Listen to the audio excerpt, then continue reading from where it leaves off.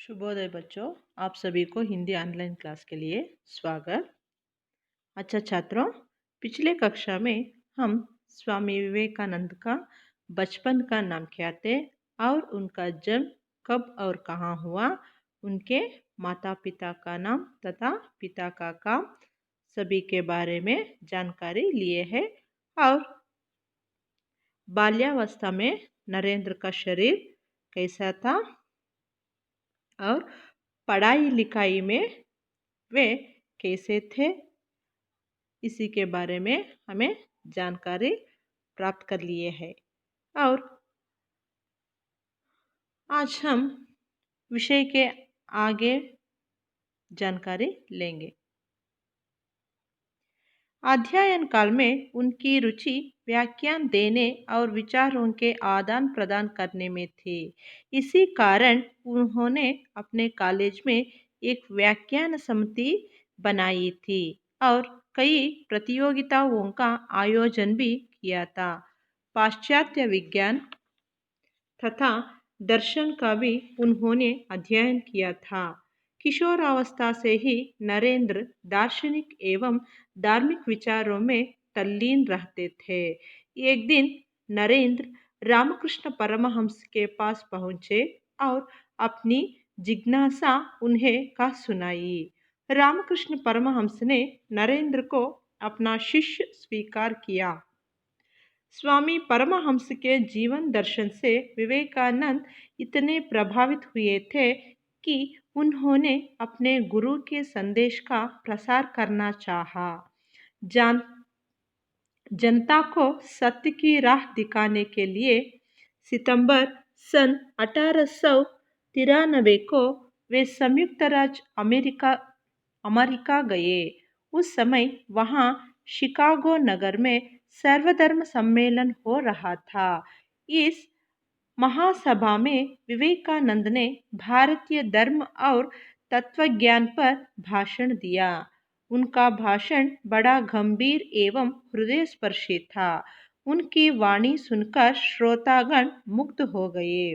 कुछ समय तक वे अमेरिका में ही रहे और अपने भाषणों द्वारा लोगों को त्याग और संयम का पाठ पढ़ाया।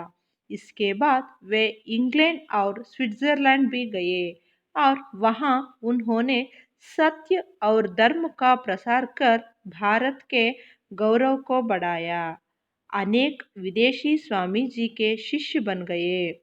उनमें से कुमारी मार्गरेट एलिजाबेथ का नाम उल्लेखनीय है, जो स्वामी जी की अनुयायिनी बनकर सिस्टर निवेदिता के नाम से संसार में प्रसिद्ध हुई। अध्ययन काल में उनकी रुचि व्याख्यान देने और विचारों के आदान प्रदान करने में थी। और अध्ययन काल में आए तो विवेकानंद की रुचि किनमें थी? व्याख्यान देने और विचारों को दूसरों के साथ बांटने यानी आदान प्रदान करने में थी। ಅಂದರೆ ಅಧ್ಯಯನ ಮಾಡುವಂತಹ ಕಾಲದಲ್ಲಿ ಇವರಿಗೆ ಯಾವುದ್ರ ಬಗ್ಗೆ ಹೆಚ್ಚಿನ ಆಸಕ್ತಿ ಇತ್ತಪ್ಪ ಅಂದರೆ ವ್ಯಾಖ್ಯಾನ ದೇನೆ ಅಂತಂದರೆ ವ್ಯಾಖ್ಯಾಂಶಗಳನ್ನು ಹೇಳುವುದು ಮತ್ತು ವಿಚಾರಗಳನ್ನು ಒಬ್ರಿಗೊಬ್ಬರು ಚರ್ಚೆ ಮಾಡಿಕೊಳ್ಳುವುದು, ಅಂದರೆ ಇವ್ರಿಗೆ ಗೊತ್ತಿರೋ ವಿಷಯ ಬೇರೆಯವ್ರಿಗೆ ಹಂಚುವುದು, ಬೇರೆಯವರ ವಿಚಾರವನ್ನು ಇವರು ಹಂಚಿಕೊಳ್ಳುವುದು, ಈ ರೀತಿಯಾಗಿ ಚರ್ಚೆ ಮಾಡೋದರಲ್ಲಿ ಇವರಿಗೆ ತುಂಬ ಆಸಕ್ತಿ ಇತ್ತು। इसी कारण उन्होंने अपने कॉलेज में एक व्याख्यान समिति बनाई थी। ಈ ಒಂದು ಕಾರಣದಿಂದನೇ ಅವರು ತಮ್ಮ ಕಾಲೇಜಿನಲ್ಲಿ ಒಂದು ವ್ಯಾಖ್ಯಾನ ಸಮಿತಿಯನ್ನ ರಚನೆ ಮಾಡ್ತಾರೆ। ಕೈ प्रतियोगिताओं का आयोजन भी किया था।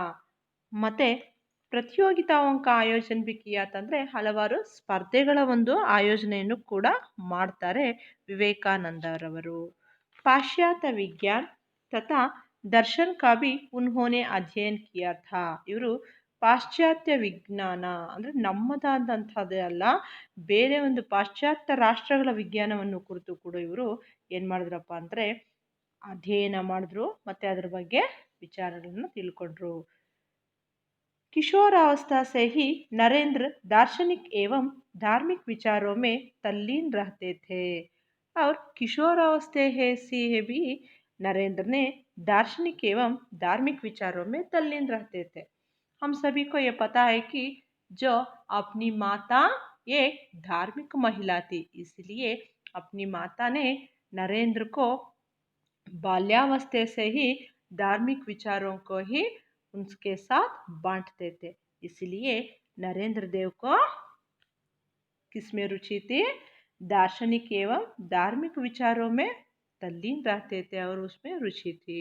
ನಮಗೆ ಗೊತ್ತಿತ್ತು ಮೊದಲಿಂದನೂ ಏನಪ್ಪ ಅಂತಂದರೆ ಇವರಿಗೆ ಧಾರ್ಮಿಕ ವಿಚಾರಗಳಲ್ಲಿ ತುಂಬಾ ಆಸಕ್ತರಾಗಿರ್ತಾ ಇದ್ರು. ಯಾಕಪ್ಪ ಅಂತಂದರೆ ತನ್ನ ತಾಯಿಯೊಬ್ಬ ಧರ್ಮಪಾರಾಯಣ ಮಹಿಳೆಯಾಗಿದ್ದಳು. ಹಾಗಾಗಿ ಇವರು ಕೂಡ ಹೆಚ್ಚು ಧಾರ್ಮಿಕ ವಿಷಯಗಳಿಗೆ ಹೆಚ್ಚು ಒತ್ತನ್ನು ಕೊಡ್ತಾ ಇದ್ರು. एक दिन नरेंद्र रामकृष्ण परमहंस के पास पहुंचे और अपनी जिज्ञासा उन्हें कह सुनाई. एक दिन क्या किया? विवेकानंद ने स्वामी रामकृष्ण परमहंस के साथ पहुंचे. पहुंचकर क्या किया? उनकी जिज्ञासा ವ್ಯಕ್ತ ಕಿಯಾ. ಅಂದರೆ ಇವ್ರು ಏನು ಮಾಡ್ತಾರಪ್ಪ ಅಂದರೆ ರಾಮಕೃಷ್ಣ ಪರಮಹಂಸರ ಹತ್ರ ಹೋಗಿ ಅವರ ಮನಸ್ಸಲ್ಲಿದ್ದಂಥ ಒಂದು ಆಸೆ, ಒಂದು ಜಿಜ್ಞಾಸೆ, ಅವರ ಮನಸ್ಸಲ್ಲಿದ್ದಂಥ ಒಂದು ವಿಚಾರವನ್ನು ಅವ್ರ ಹತ್ರ ಇವರು ತಿಳಿಸ್ತಾರೆ. ಯಾರ ಹತ್ರ? ರಾಮಕೃಷ್ಣ ಪರಮಹಂಸರ ಹತ್ರ. रामकृष्ण परमहंस ने नरेंद्र को अपना शिष्य स्वीकार किया. तब रामकृष्ण परमहंस ने क्या किया? नरेंद्र देव को यानी स्वामी विवेकानंद को अपने ಶಿಷ್ಯ ಸ್ವೀಕಾರ ಕಿಯಾ. ಇವರು ಏನು ಮಾಡಿದ್ರಪ್ಪ ಅಂದರೆ ರಾಮಕೃಷ್ಣ ಪರಮಹಂಸರವರು ನರೇಂದ್ರನನ್ನ ತನ್ನ ಶಿಷ್ಯನಾಗಿ ಸ್ವೀಕಾರ ಮಾಡಿಕೊಂಡ್ರು. ಸ್ವಾಮಿ परमहंस के जीवन दर्शन से विवेकानंद इतने प्रभावित हुए थे कि उन्होंने अपने गुरु के संदेश का प्रसार करना चाहा. और आगे हमें देखें तो स्वामी परमहंस के जीवन दर्शन से ಸ್ವಾಮಿ ರಾಮಕೃಷ್ಣ ಪರಮಹಂಸರ ಒಂದು ಜೀವನ ದರ್ಶನದಿಂದ ವಿವೇಕಾನಂದ್ ಇತನೇ ಪ್ರಭಾವಿತ ಹುಯೇತೆ ಅಂದರೆ ಅವರು ನಡೆದು ಬಂದಂತಹ ಹಾದಿ, ಯಾರು? ರಾಮಕೃಷ್ಣ ಪರಮಹಂಸರು ನಡೆದು ಬಂದಂತಹ ಹಾದಿ, ಅವರು ನೀಡಿದಂತಹ ಸಂದೇಶಗಳು, ವಿಚಾರಗಳು ಇವೆಲ್ಲವನ್ನ ನೋಡಿ ವಿವೇಕಾನಂದರವರು ತುಂಬ ಪ್ರಭಾವಿತರಾದರು, ಪ್ರಭಾವಕ್ಕೆ ಒಳಗಾದರು. ಮತ್ತು ಅವರು कि उन्होंने अपने गुरु के संदेश का प्रसार करना चाहा. विवेकानंद के गुरु कौन है? रामकृष्ण परमहंस. विवेकानंद के बाल्य का नाम क्या है? नरेंद्र देव. और स्वामी विवेकानंद ने यानी नरेंद्र देव ने अब रामकृष्ण परमहंस के ಸಂದೇಶೋं को ಪ್ರಸಾರ करना चाहा. ಇವರು ರಾಮಕೃಷ್ಣ ಪರಮಹಂಸರ ಒಂದು ಸಂದೇಶಗಳನ್ನು ಪ್ರಚಾರ ಮಾಡಲು ಇಚ್ಛಿಸುತ್ತಾರೆ. जनता को सत्य की राह दिखाने के लिए सितंबर सन 1893 को वे संयुक्त राष्ट्र अमेरिका गए.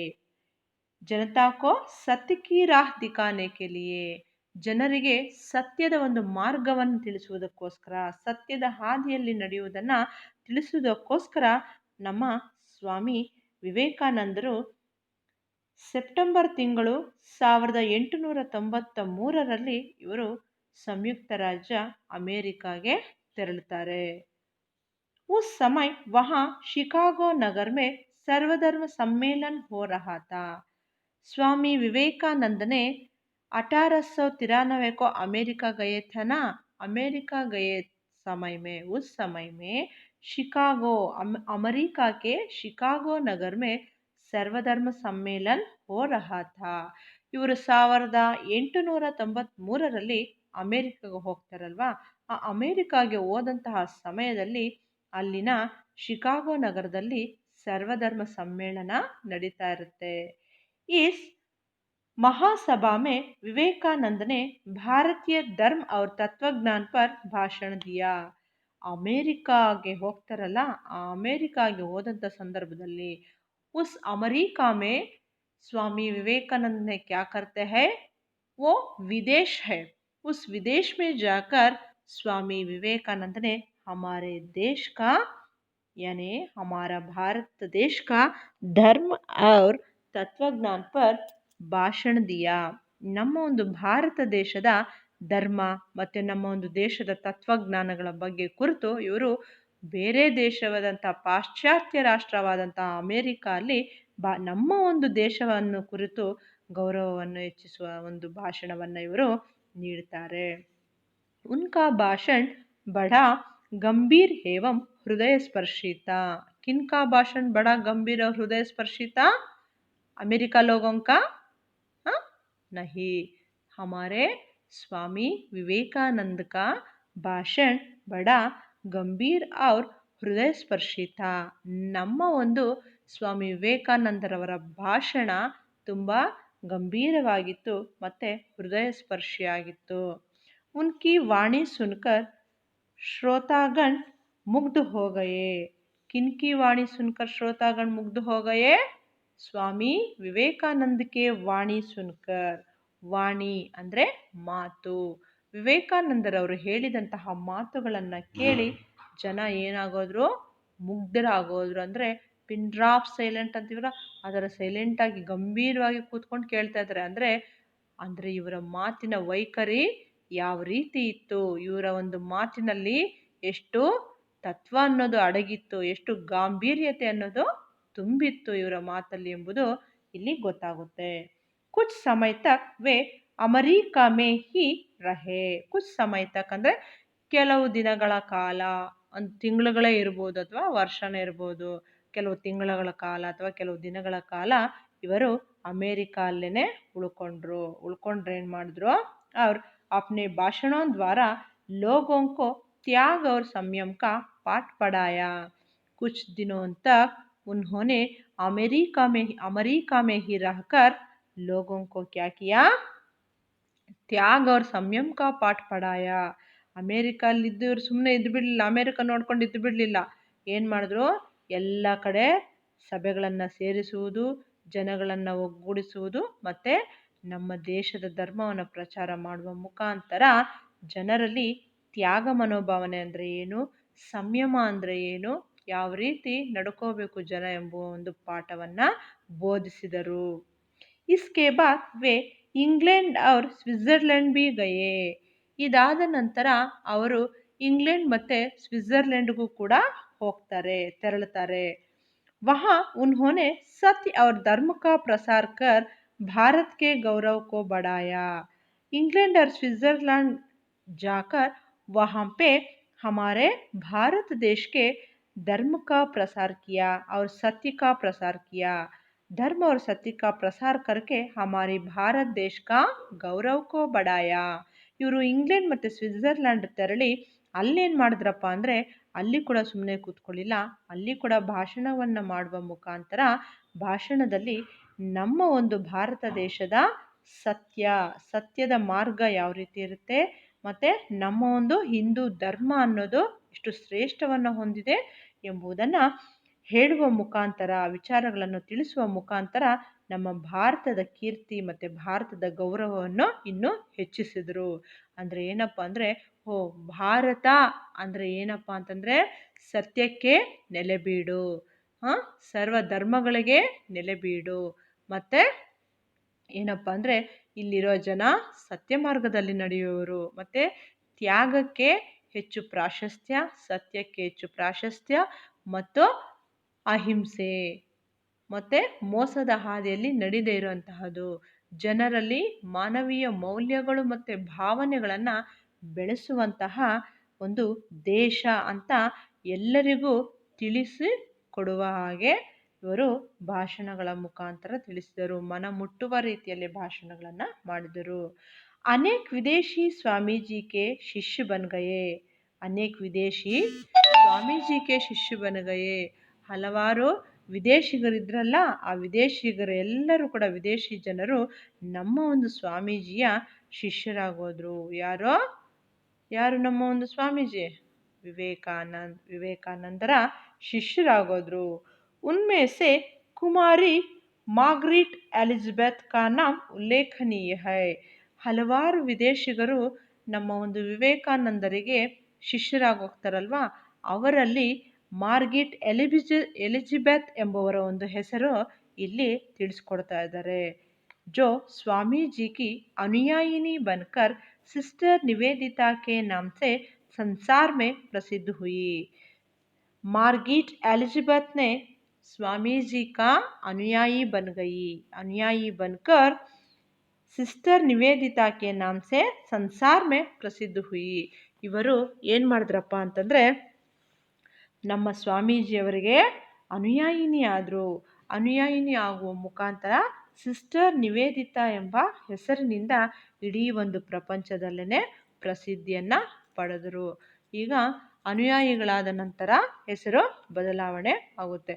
ಫಾರ್ ಎಕ್ಸಾಂಪಲ್ಲು ಇವಾಗ ನಮ್ಮ ಒಂದು ನಿರ್ಮಲಾನಂದ ಸ್ವಾಮೀಜಿ ಇದ್ದಾರಲ್ಲ, ಅವರ ಮೊದಲ ಹೆಸರು ಅಂದರೆ ಸನ್ಯಾಸತ್ವವನ್ನು ಪಡ್ಕೊಳ್ಳೋದಕ್ಕಿಂತ ಮೊದಲ ಹೆಸರು ಅವರ ಹೆಸರು ನಾಗರಾಜು ಅಂತ ಹೇಳ್ತಾರೆ ನಾವು ಕೇಳಿರೋ ಪ್ರಕಾರ. ಆದರೆ ಅವರು ಸನ್ಯಾಸತ್ವವನ್ನು ಸ್ವೀಕರಿಸಿದ ನಂತರ ಅವರಿಗೆ ನಿರ್ಮಲಾನಂದನಾಥ ಎಂಬ ಒಂದು ಹೊಸ ನಾಮಕರಣ ಆಯಿತು. ಅದೇ ರೀತಿ ನಮ್ಮ ಬಾಲಗಂಗಾಧರನಾಥ ಸ್ವಾಮೀಜಿ ಅವರ ಮೊದಲ ಹೆಸರು ಕೂಡ ಗಂಗಾಧರ್ ಅಂತ. ನೆಕ್ಸ್ಟು ಅವರು ಸನ್ಯಾಸತ್ವವನ್ನು ಸ್ವೀಕರಿಸಿದ ನಂತರ ಬಾಲಗಂಗಾಧರನಾಥ ಅಂತ ಬದಲಾವಣೆ ಆಯಿತು ಅಂತ ಹೇಳ್ತಾರೆ. ಅದೇ ರೀತಿ ಈಕೆಯ ಈ ವಿದೇಶಿಗಳ ಮೊದಲ ಹೆಸರು ಏನಪ್ಪ ಅಂತಂದರೆ ಮಾರ್ಗರೆಟ್ ಎಲಿಜಬೆತ್. ಈಕೆಯ ಮೊದಲ ಹೆಸರು ಮಾರ್ಗರೆಟ್ ಎಲಿಜಬೆತ್ತು.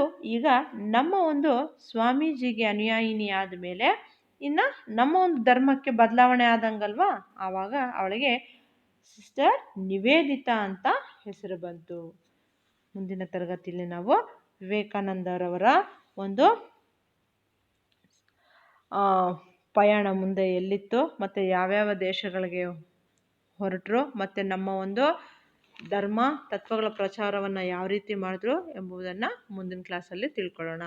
ಧನ್ಯವಾದ.